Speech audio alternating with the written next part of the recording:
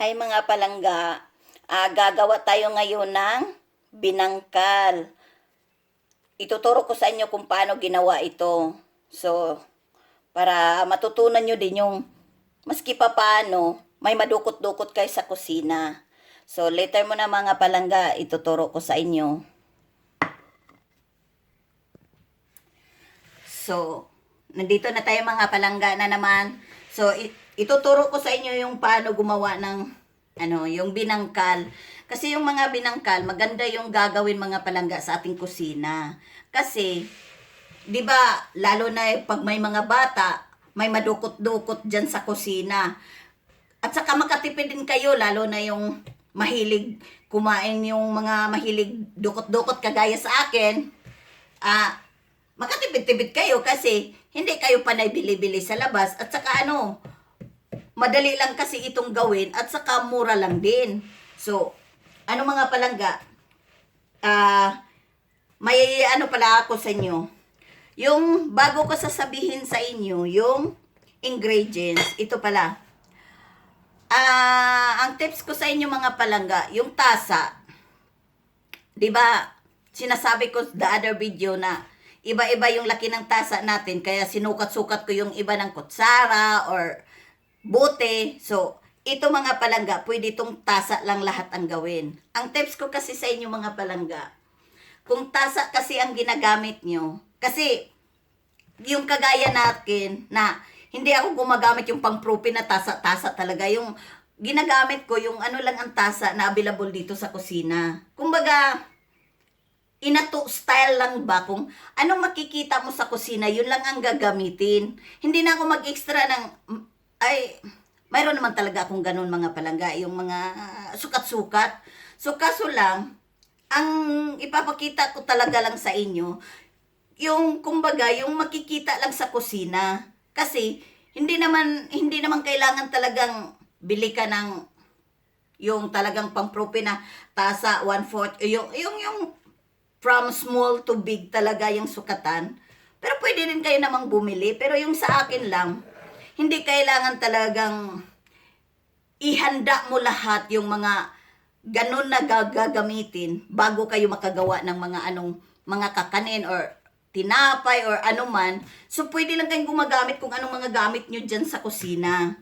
So, ito na mga palangga, as I said, yung kung anong tasa ang gagamitin nyo, mag-umpisahan nyo ng, halimbawa, itong tasa na ito, ang ginagamit nyo sa harina or flour. Tapos, ito din ang gagamitin nyo sa mga liquid at sa mga sa sugar. Kasi, para pantay lahat, ang dami. So, kung ano mang umpisahan ang ginagamit nyo ng sukatan, yun sa lahat ang gagamitin nyo na sukatan. Maliban lang doon sa kutsara-kutsara. So, kung halimbawa, cups ang pinag-usapan natin, kung anong naumpisahan yung ginamit na cups, yun lang talaga ang gagamitin nyo sa lahat. Masulid man o maliquid. Para mapantay lahat. So, ito na mga palangga, sasabihin ko na sa inyo. Ano lang naman ito mga palangga, nilagyan ko din kasi ito ng twist. So, ito mga palangga, minimix ko na kasi lahat kanina. Hindi ko na videohan. So, ito yan mga palangga. Para so, yung harina nito mga palangga, yung dalawa at yung hindi gaanong puno.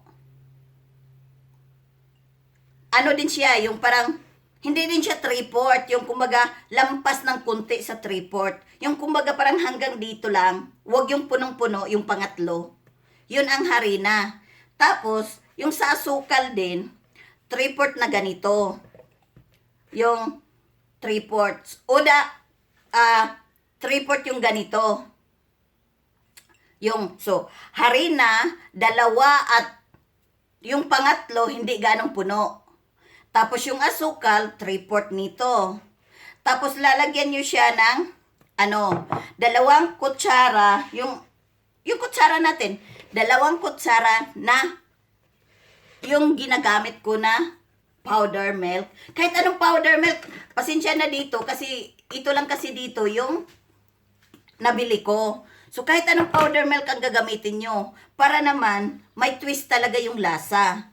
Tapos, pagkatapos noon, yung ano naman, yung liquid natin, lagyan gagamit kayo ng isang tasa nito.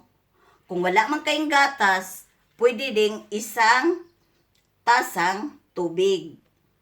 So, optional yung gatas. Kung wala mang gatas, tubig.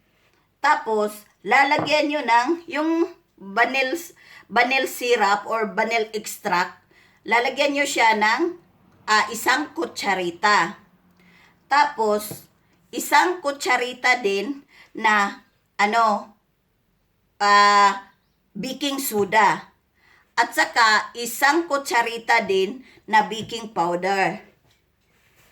Tapos, gagamit din ako mga palangga, nilalagyan ko din ng isang kutsara ng condensed milk. Para yung lasa niya ba? So, ulitin natin mga palangga para makuha nyo. 2 at hindi gaanong puno yung pangatlong tasa. So, 2 at pangatlo. So, yung pangatlo hindi ganong puno. Tapos, 3/4 of sugar. And then, 1 cup of milk or water. Tapos, isang kutsarang vanilla syrup or extract.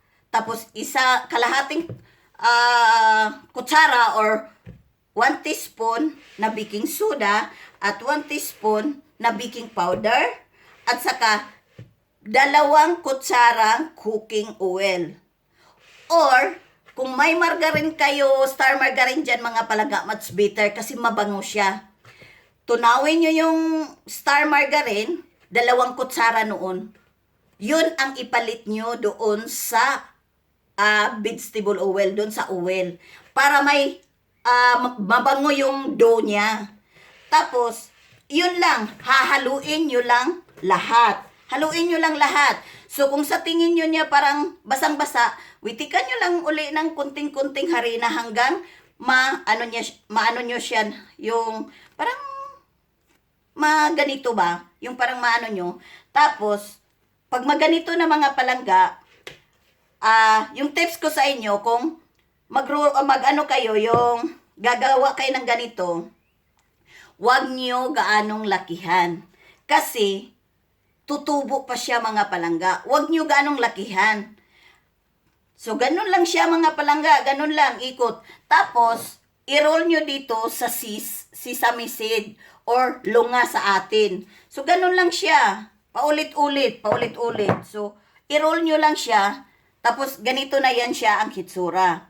So, iprito nyo to siya ng low heat lang talaga. Yung hindi gaanong mainit. Kasi, kung gaanong mainit, paglagay nyo dyan, pagod kagad siya. Tapos yung ilalim, hindi pa gaanong luto. So, ganun lang siya. Tips ko rin sa inyo mga palangga, kung kayo lang ang gumagawa sa bahay, yung iro-roll nyo, yung kasya lang sa lutuan nyo. Huwag nyong i-roll o lahat, kasi kung i-roll nyo yan lahat, magdi-disform yung yung bilog niya. Kasi, mag-ano siya ba, dahil, di ba may siya, baking powder, so parang tutubo din siya. So, bawat bilog nyo, doon nyo saka prituhin, tapos, saka na naman kayo magbilog, kung malapit na nyong maluto yung pinirito nyo.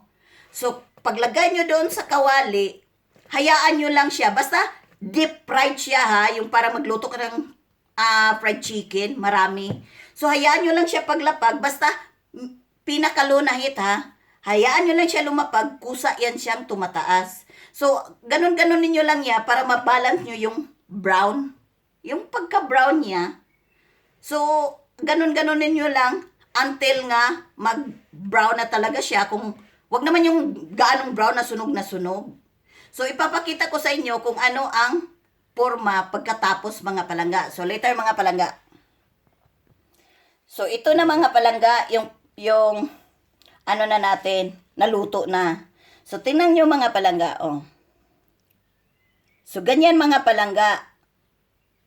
So, sana may makakuha sa dito mga palangga. Yung nasa inato style lang, kusina kung anong mayroon. So, yan lang muna mga palangga. Sa susunod na naman, may isi-share ko na naman kayo. So, salamat mga palangga sa pagpapanood. So, ayan na yung ating binangkal.